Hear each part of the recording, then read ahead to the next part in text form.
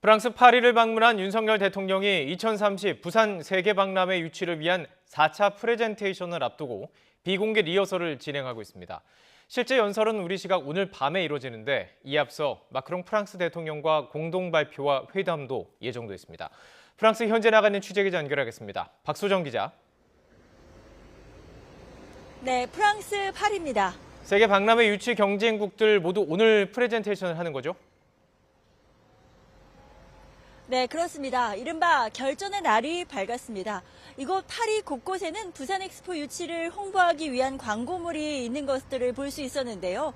LG그룹의 광고판이 내걸린 모습, 또 현대차에서 지원한 전기차가 부산 엑스포 로고를 새기고 에펠탑 등 파리 관광 명소 주변을 달리는 모습도 종종 볼 수 있었습니다.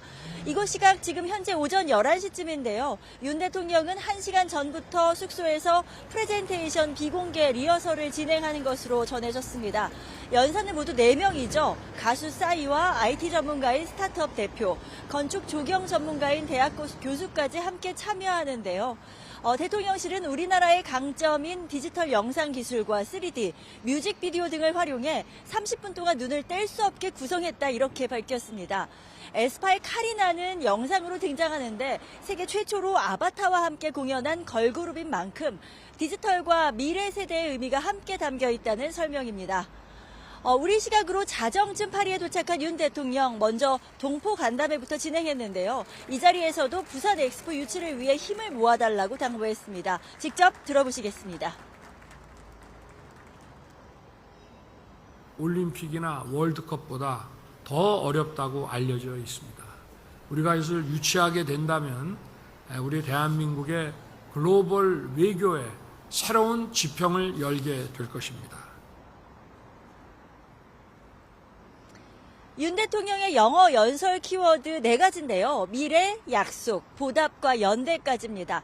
대통령실 관계자는 그동안의 엑스포가 올림픽이나 월드컵처럼 국가 간 경쟁이었다면 이번 부산 엑스포 유치는 국가 간 연대를 통해 문화와 전통을 전시할 수 있도록 공간을 넓히는 새로운 흐름을 만들겠다. 이런 의지를 밝혔는데요. 프레젠테이션은 오후 3시, 한국 시각으로는 밤 10시부터 시작하는데 사우디, 한국, 이탈리아 순서입니다. 당초 우크라이나까지 4파전인데요. 우크라이나는 가능성이 희박한 것으로 전해졌지만 마지막 이 프레젠테이션에 또 참석하겠다는 의지를 밝힌 것으로 전해지고 있습니다. 한국 순서에 맞춰서 YTN에서는 생중계해드릴 예정입니다. 현재 이곳에 윤 대통령뿐 아니라 경쟁국이죠. 사우디 빈살만 왕세자, 이탈리아 멜로니 총리까지 정상들이 총 출동한 만큼 치열한 유치전 예상됩니다. 리허설을 마치고 나면 마크롱 프랑스 대통령과 정상회담도 예정돼 있죠.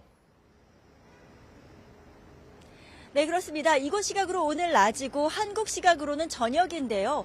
회담이 열릴 엘리제궁은 어제부터 통제가 돼서 접근이 불가능합니다.